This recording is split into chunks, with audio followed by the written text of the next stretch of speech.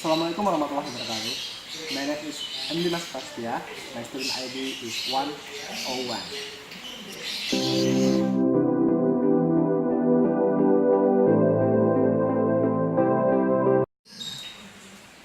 Grabbing back. Uber makes a tactical retreat from another market. Being a computer in much of Southeast Asia requires reserve of patience. In city after city, where Singapore jumps confine people in taxis for hours, or force them onto the backs of motorbikes that weave precariously through traffic. These qualities of perseverance are not shared by Uber. An American ride-hailing firm this week it announced that after 5 years, $700 million of investment in the regions, it will be selling its business there to Grab, a Malaysian startup based in Singapore. Southeast Asia is not known for giving birth to Silicon Valley beating tech companies, say Ming Ma, Grab's president. This acquisition shows that this is changing, he boasts. Under the terms of the deal, Uber will take a 27.5% stake in Grab, which is valued at $6 billion. The deal makes Grab, which started in 2012 after its two co-founders met at Harvard Business School, the dominant ride-sharing app in the market of 634 million people.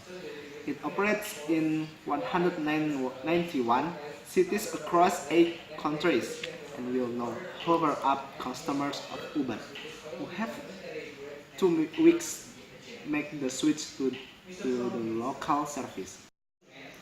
For Uber, cracking the market was always going to be a struggle, with the exceptions of Singapore. Most rides in the region are astonishingly cheap, particularly if perched on the back of motorbike. In order to stay competitive, Uber has had to burn through cash. Local companies such as Grab and an Indonesian competitor, Gojek, which is valued at around $5 billion, also offer more than just ride-hailing service. Indonesian users of Gojek can order food, message, and many cars at the touch of the app. GrabPay provides mobile payment service, particularly useful for a region where an estimated two-thirds of people are unbanked. 2 weeks ago, Grab also started providing microloans to businesses in partnership with Credit Station, a Japanese firm. With the acquisition of Uber Eats as part of the deal, it will also expand its food delivery service. In their core business, two local companies have innovated successfully. In San Francisco, most vehicles are four-wheel cars, point out Mr. Ma. By contrast, most of Grab's fleet consists of two-wheel motorbikes and drivers wearing green helmets. In Cambodia, three-wheel tuk-tuks also chug along, ready to be hailed for a smartphone. In Jakarta, the Indonesian capital, where motorbikes can outnumber people, the company also introduced a new kind of payment system. Rather than hail a rider through the app, only to miss them in the crowd, customers can now pick their rider on the spot and instantly book their journey. This week's deal is also a cup for Masayoshi Son, chief executive of SoftBank, the Japanese telecom and internet conglomerate.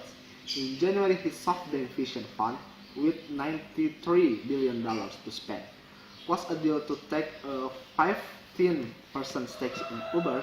SoftBank itself was already Grab's biggest shareholder, but firms could benefit from less competition.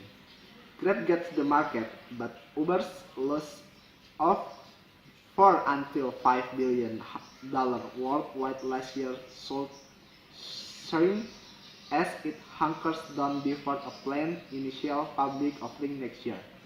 Mr. Sons and eventually to ensure that none of the many ride-hailing firms in which SoftBank holds stakes was money fighting each other. A similar deal in 2016 in China with Didi, in which Uber took a 17.7% stake, has worked out well for both. The initial value of the holding has risen from $6 billion to $8 billion. Dara Khosrowshahi, Uber boss since November, recently visited to other markets where his firm is either still battling or preparing to rival another SoftBank-backed firm in India, where Uber competes with Ola, a local firm in Japan, a nascent ride-hailing market where Uber and Didi both have big plans. Whatever happens in these markets, ride-sharing increasingly seems to mean firms diving up to spoil. Thank you. Assalamualaikum warahmatullahi wabarakatuh.